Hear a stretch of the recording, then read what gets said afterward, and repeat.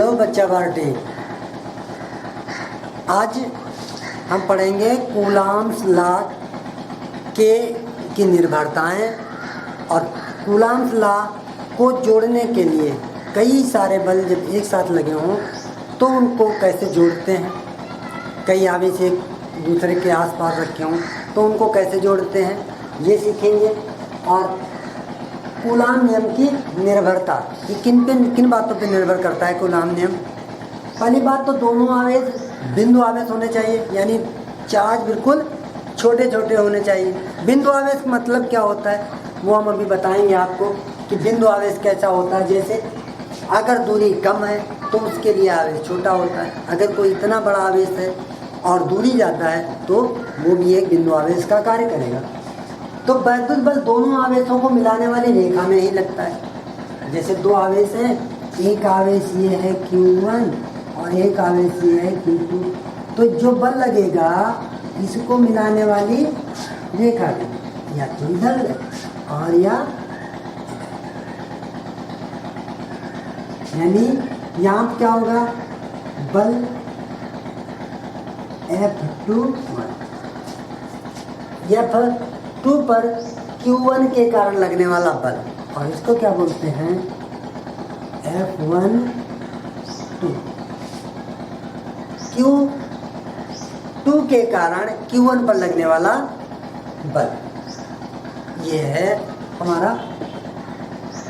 तो जो ये बल है ये इसी रेखा में लगेगा, इसको मिलाने वाली रेखा में ही लगेगा। ये बल ऐसा नहीं है कि इधर लग जाए इधर की ओर लग जाए, इन दोनों को मिलाने वाली रेखा पर ही ये बल लगता है। वैद्युत बल दोनों आवेशों को मिलाने वाली रेखा में ही लगता है। ठीक है, अब हम देखेंगे अब बहुत सारे आवेश हैं तो उनको हम उनसे लगने वाले बल को जोड़ते कैसे हैं। बलों का संयोजन,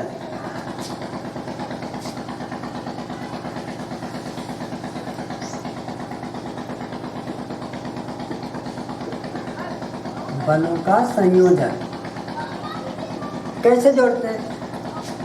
हमें ये तो पता है अगर Q1 और ये Q2 दो बल हैं तो इनके बीच की दूरी R है, तो इन पर लगने वाला बल क्या होगा। एक बल इधर इस पर लगेगा Q2 के कारण F12 और इधर लगेगा F2, ठीक। F2 यानी Q1 के कारण Q2 पर लगने वाला बल, और ये क्या है Q2 के कारण Q1 पर लगने वाला बल। ठीक है, ये बल यानी F12 बराबर होता है माइनस F21। देखो अगर ये हम देखें तो दिशा वेक्टर रूप में होता है, दिशा इसकी विपरीत है, इसकी दिशा इधर, इसकी दिशा इधर, लेकिन बल दोनों पे बराबर लग रहा है। चाहे इधर की ओर देखें चाहे इधर की ओर देखें, बल बराबर, क्योंकि इधर की ओर बल कितना लग रहा है F12 बराबर KQ1 into Q2 upon R², और F21 कितना लग रहा है KQ1 into Q2 upon R²। बल तो सेम लग रहा है लेकिन इसकी दिशाएं विपरीत है। अब एक बल और आ जाए, ये तीसरा Q3 आ जाए तो इस पर क्या प्रभाव पड़ेगा। अगर कोई बल तीसरा बल आ जाता है तो दोनों लगने वाले बलों पर कोई प्रभाव नहीं पड़ता। ये तो लगेंगे लेकिन नेट फोर्स जो है वो बदल जाएगी। Q1 और Q2 के बीच लगने वाले बल पर कोई प्रभाव नहीं पड़ेगा, लेकिन जो नेट फोर्स होगी वो बदल जाएगी। अगर हम कहें कि Q3 पर Q1 और Q2 के कारण लगने वाला बल यानी F3 हम कहें ज्ञात करना हो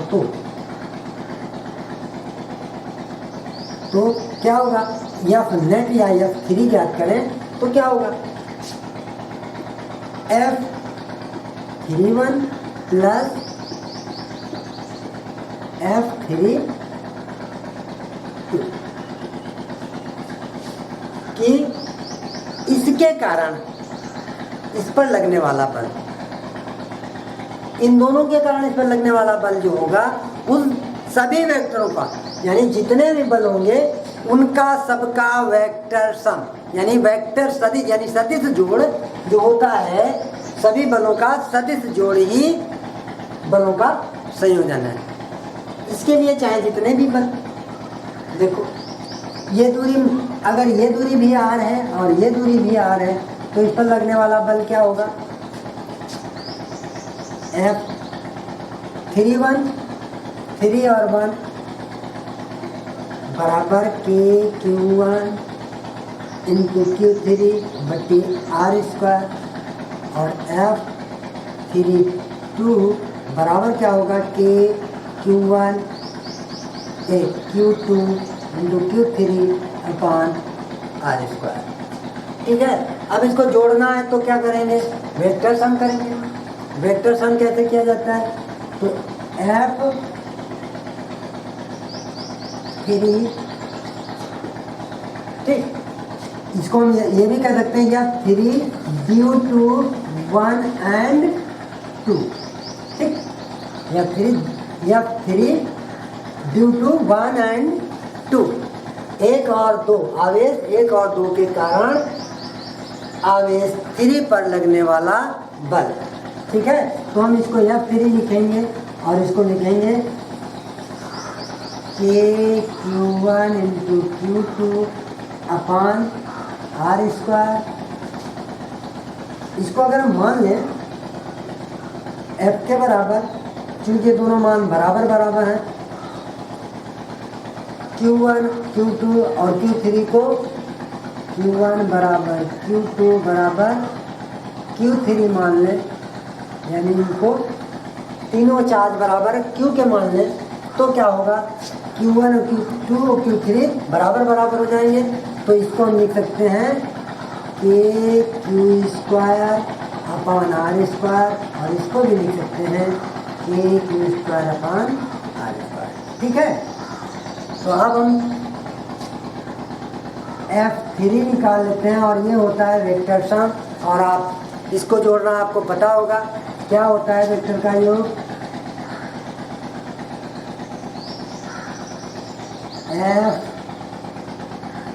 F31 स्क्वायर प्लस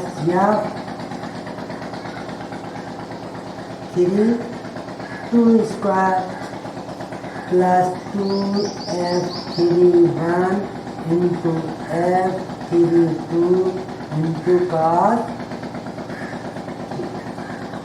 थीटा। देखो ये भी आ रहा है, ये भी आ रही है,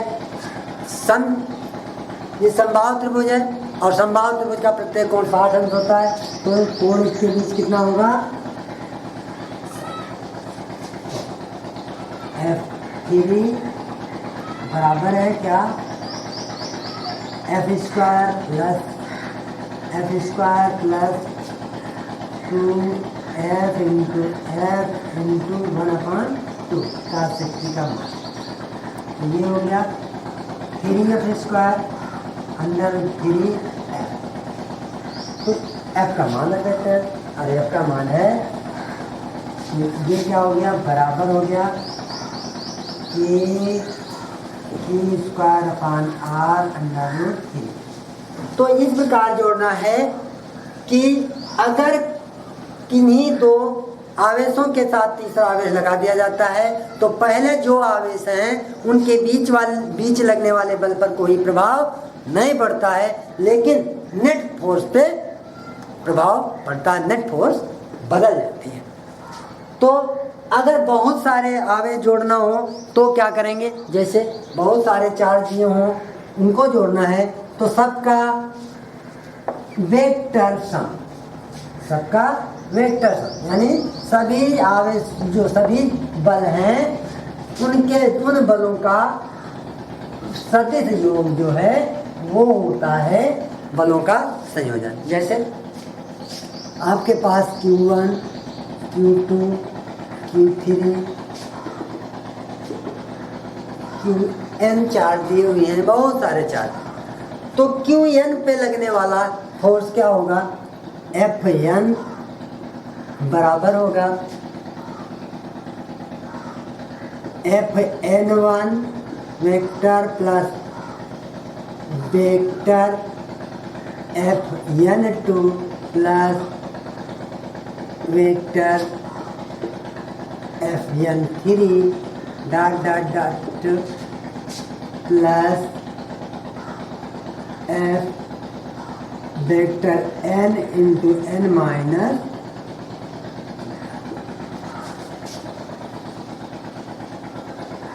चाहे जितने आवेश हों और किसी एक पे बल निकालना हो तो उन पे जो बल लग रहा है उनके सभी सदिशों का, सभी बलों का सदिश जोड़ जो होता है वो होता है बलों का संयोजन।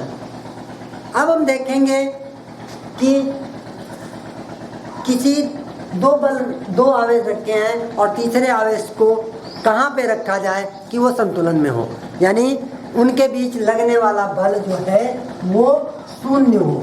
इक्विलिब्रियम में कब होता है कोई चार्ज?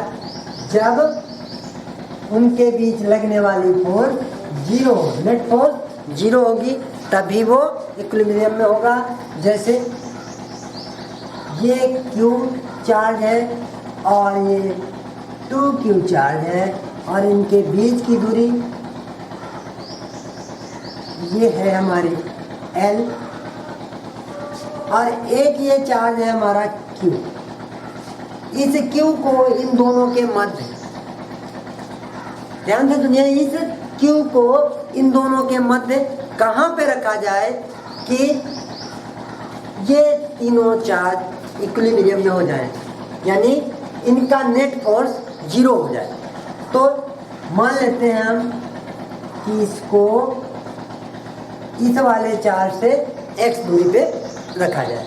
तो इधर ये x बची, ये दूरी, और इधर कितनी बची ये दूरी? L minus x। ठीक है, यहाँ पे ये चार्ज Q रखा गया है। अब देखते हैं कि x का मान कितना आता है। तो इसके और इसके बीच लगने वाला फोर्स और इसके और इसके बीच लगने वाला फोर्स दोनों जोड़ दिए जाएंगे तो इनका मान जीरो होगा। तो इस पर, इसके कारण इस पर लगने वाले बल की दिशा क्या होगी? ये होगी, और इसके कारण इस पर लगने वाले बल की दिशा ये होगी। यानी ये Q1 है और ये A है बिंदु और ये B मान लेते हैं, तो और ये C। तो A के कारण C पर लगने वाला बल FCA बराबर KQ इंटू Q अपान FC और FC इन B, C पर B के कारण लगने वाला बल बराबर KQ इंटू 2Q अपान L माइनस x का स्क्वायर। अब हम जानते हैं कि जब इनका नेट बल शून्य होगा तभी ये इक्विलिब्रियम में होंगे, तभी ये संतुलन में होंगे। तो हम इनको जोड़ देते हैं। तो KQ square upon x square plus KQ 2Q square upon L minus x square बराबर जीरो, क्योंकि नेट बल शून्य होगा तभी ये संतुलन में होंगे। तो इसको हल करते हैं। देखो ये इसकी दिशा इधर की ओर, इसकी दिशा इधर की ओर, यानी एक ये माइनस में है और एक ये प्लस में है। दिशा विपरीत है इसलिए एक माइनस में होगा। तो ये हो गया हमारा KQ square upon x square बराबर 2k² अपान L minus x square. k² बढ़ गया, ठीक। तो ये बचा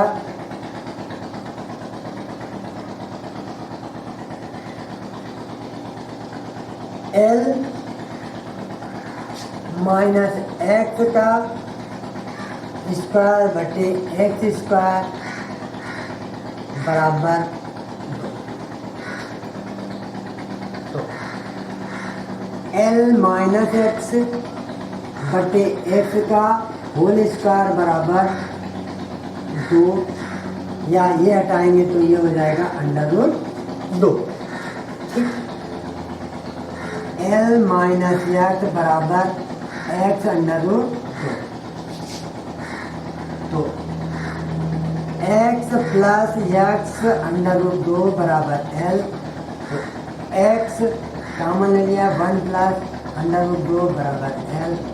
x बराबर L बटे 1 प्लस √2, ये मानेगा।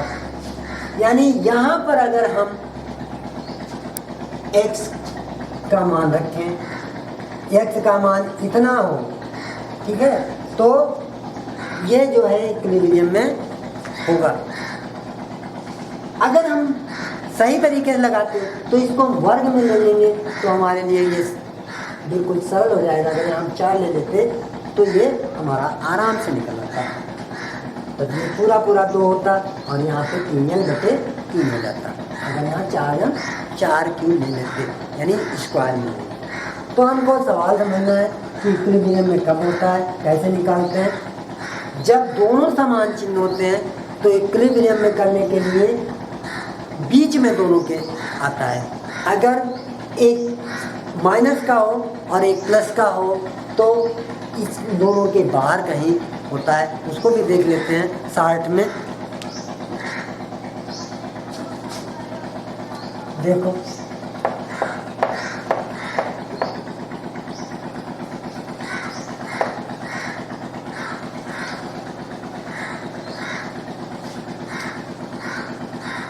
ये अगर 4³ माइनस का है और ये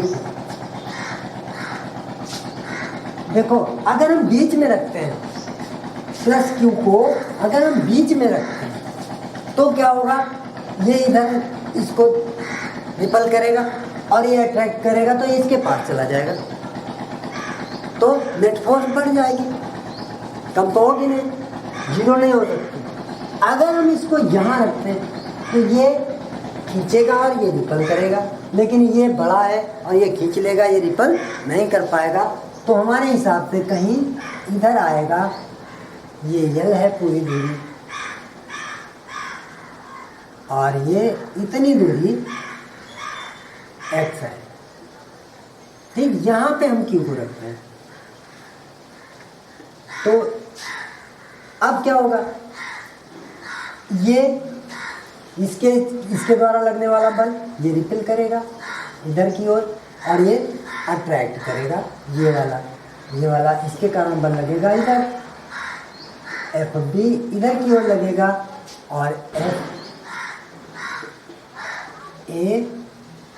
इधर की ओर लगेगा, राइट है। तो अभी इसको हम निकालते हैं। इसके कारण F, मान लीजिए बिंदु C है, CA बराबर KQ² अपान x² और ये FCB बराबर KQ इंटू 4Q² अपान L प्लस X, इतनी दूरी L और ये प्लस X। अब दोनों बराबर होंगे, ये बल लगने वाला बल, इसके कारण लगने वाला बल और इसके कारण लगने वाला बल बराबर होगा, तभी इक्विलिब्रियम में होगा। तो हम इन दोनों को बराबर कर रहे हैं, तो FCA बराबर FCB बराबर कर दिया KQ² अपान x² छूट गया, क्यू इंटू 4Q अपान L प्लस एक्स का के ने के क्यों को मार दिया, क्यू क्यू मार दिया। ये क्या बचा हमारा L प्लस एक्स बटे एक्स का स्क्वायर बराबर 4। तो L प्लस एक्स बटे एक्स बराबर प्लस माइनस √4। तो ये बचा हमारा L प्लस एक्स बराबर प्लस माइनस 2 बटे एक्स।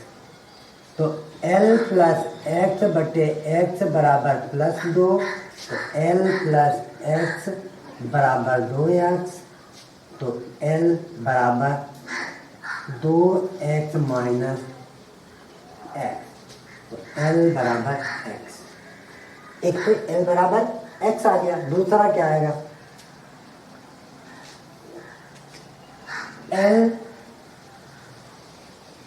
प्लस एक्स बटे एक्स बराबर माइनस 2।